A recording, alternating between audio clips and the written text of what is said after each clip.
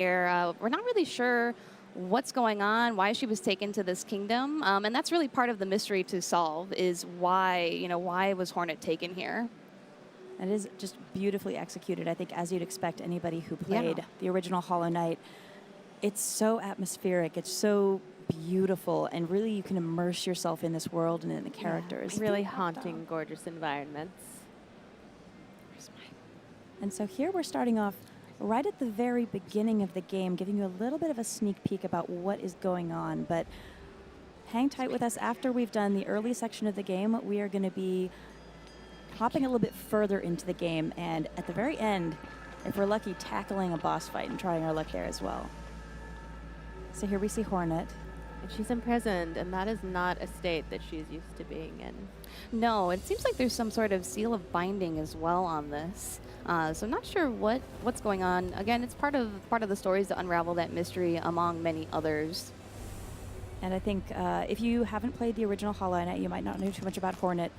She is not a character I would expect to end up in a cage. No. She's a very powerful, interesting being from the original game who she's just such a competent fighter. You've got to wonder what happened to lead to this turn of events for her.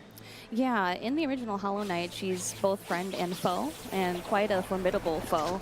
I know quite a few people that had quite a challenging time taking her down in the boss battles. Yeah, in some ways, she's kind of like the princess protector of Hallow Nest, so she's got a very significant role to play there. Yeah.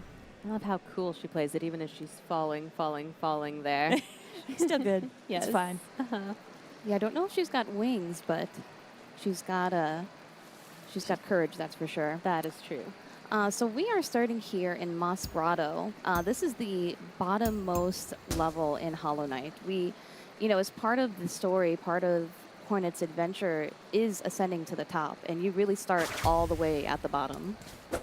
And exciting for Hollow Knight fans is this is a brand new kingdom. This is a place we've never been, a place called Pharloom. So you really don't know what to expect as you jump in here and start exploring. And look at all these vibrant colors in this environment. It's really very stunning.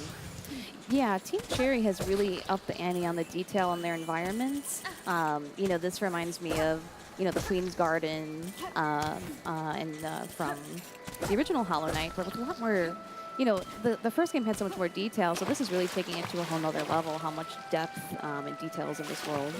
And with the audio design, the little noises in the background, the kind of bugs and the moisture, you can almost feel the humidity as you're exploring this first area. And you have a nice little edge grab there, which is new. Hornet really has her own play style, very acrobatic. Yeah, so she feels different than the Knight from Hollow Knight. She has a little bit more weight to her. She's a little bigger as well, so she can jump higher. She definitely is much more acrobatic and flourished than the Knight was.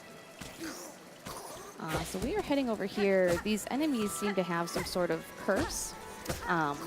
What that curse is, what that haunting is, we need to solve that as part of our journey. It's different than the curse that was in Hollow Nest.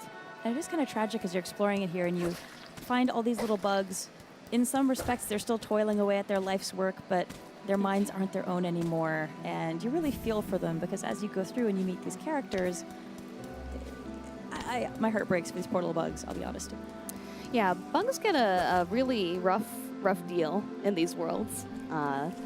They seem to, like in Hollow Knight, they had sentience at some point and then they almost become a hive mind again.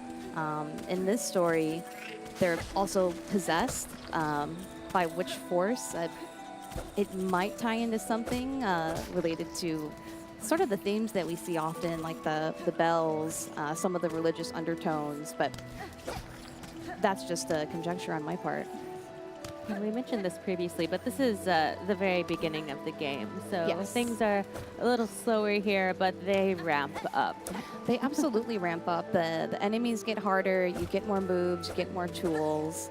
And right now she doesn't have many actions. I can jump, I can hit, I can dash downward like that, and that's about it. But there's much more to learn as you progress through the world. It's really satisfying to get those new abilities as the game progresses. Oh, for sure. Yeah, she's always learning. I mean, if it seemed like she was a seasoned foe in Hollow Knight, you guys haven't seen anything yet. So we are entering this first boss fight here. against Moss Mother.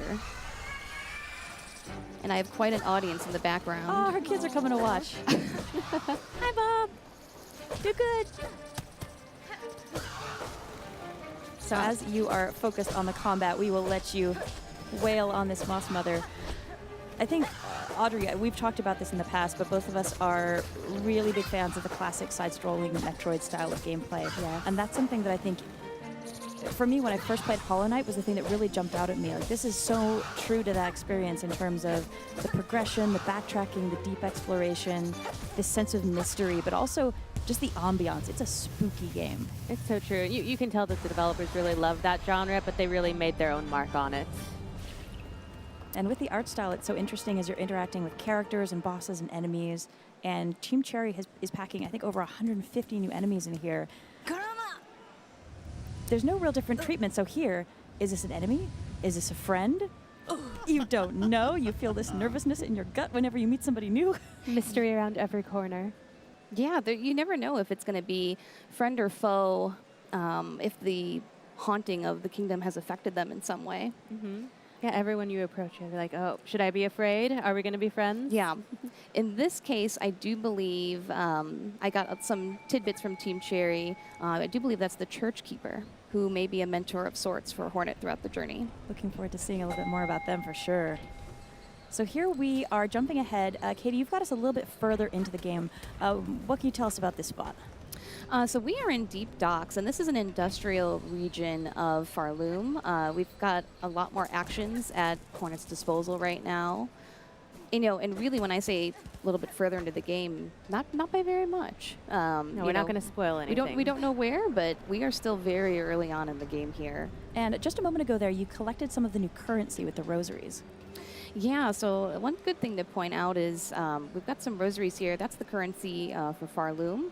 And we have some shell shards here. So as you traverse, you'll be collecting two different types of items to, one, purchase items, and two, replenish your tools and get new tools. Something to watch out for, though, is that if you actually are defeated, you will lose your rosary beads. You'll hold on to your shell shards, but you'll lose all those nice rosaries.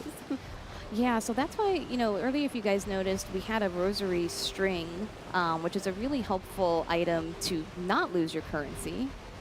Because if they're tied on a string, you won't drop them so easily. You have to stop the urge to break apart the string. Which was, when I played the first time, obviously the first thing I did. It was like, break? Yes. Of course. So a little bit of platforming here. We're heading over to this lovely little gentle flea. Oh, hello. So this is a flea, one of the loveliest bugs in just all the worlds. I've been terrorized by fleas in my past. It's okay. It's personal stuff. But, you know, for these guys, they have come to Pharloom for enlightenment. So again, some religious undertones to this game. That was Bellhead. Yeah, Bellhead, he has a hard head. So we're going to have to go for his undercarriage, if you will. And it's interesting just, I mean, coming right back to thinking about the title of the game, Silksong, there is a really interesting kind of musical undertone to the game. We're seeing bells hanging in the background, charms, chimes. Some of these enemies we're seeing have a kind of musical component. Silk, on the other hand, if we talk maybe about the UI elements here, Silk plays quite an important role for Hornet as well. Yeah, so she's got a similar setup that the Knight had in Hollow Knight. Instead of soul, she uses silk. So when you do fight enemies, you accrue more silk. There's also some reservoirs of sort, like in the spindle here, to acquire more. And that goes onto your spool in the upper left. So right now you've got a nice stash ready to go. Yeah, I've got a nice stash of silk, so I can heal really quickly. That's another difference from her to the Knight, is the ability to heal without having to charge. She can charge super quickly, she can charge mid-air, so in those tight boss battles, you still need to think, but perhaps one less thing. Just grabbed that dot key off that poor Bellhead. He doesn't need it anymore. I think he's, yeah.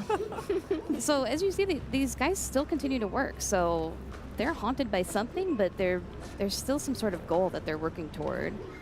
At least for these Bellheads here, it seems that they're gathering all this coal to send up to the Citadel, which is high above in Pharloom.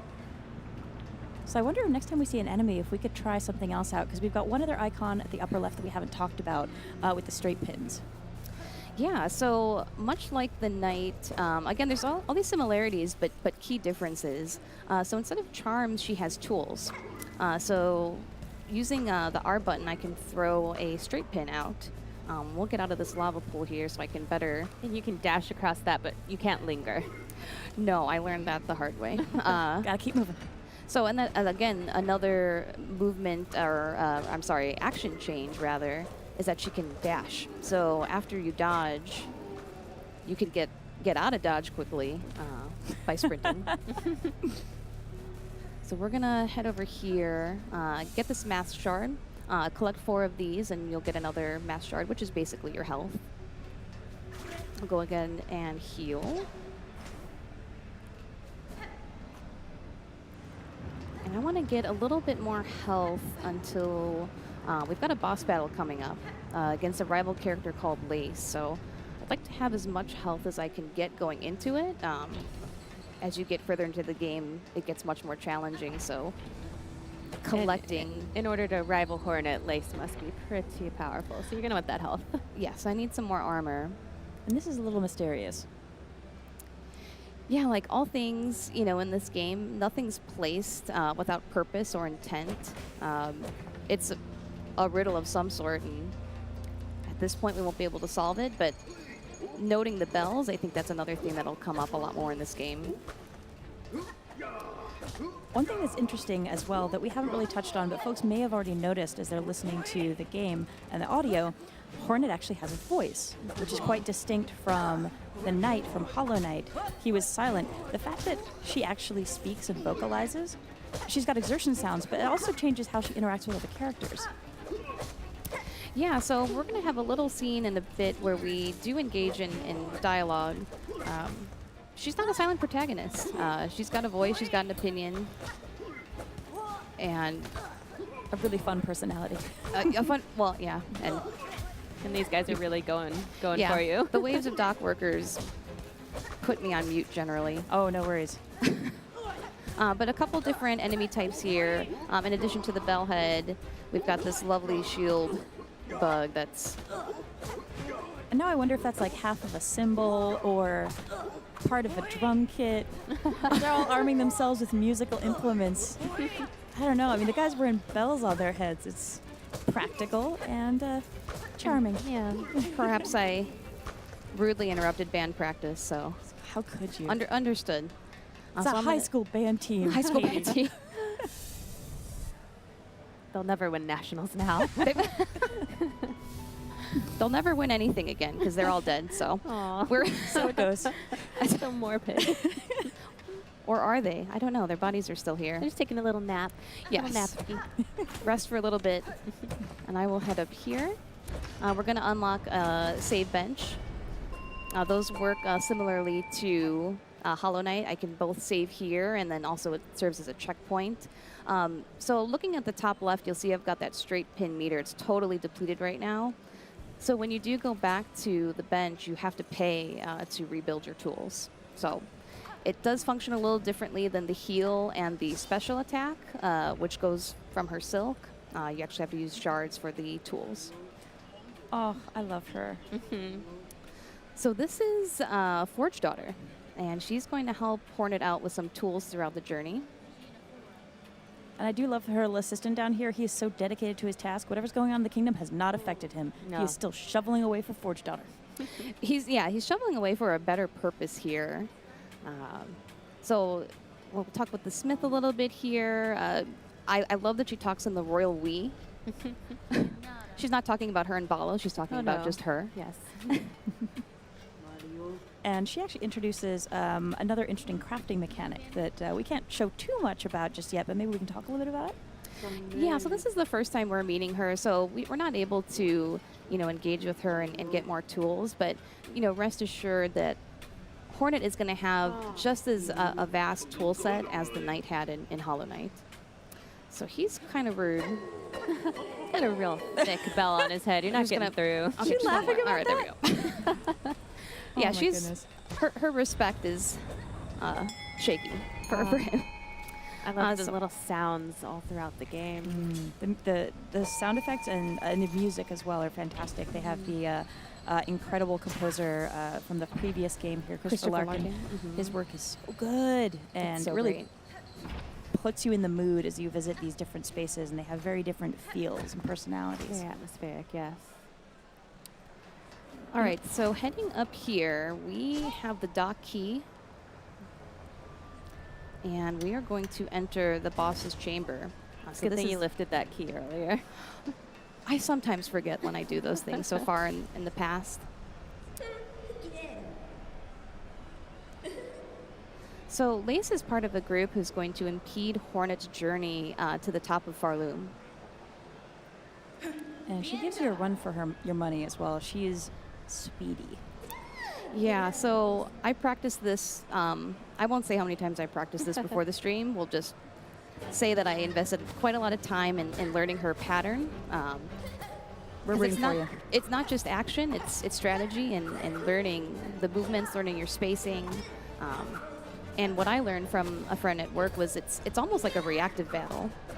Based on what actions she chooses, that's how I should then engage with her. Yeah, if you try and just go in there and attack without thinking too far ahead, it's not going to turn out well for you. I can say from experience. Yeah, I can say from 50 losses, have So- some patience. And also note that she's not the kind of enemy you want to battle while talking.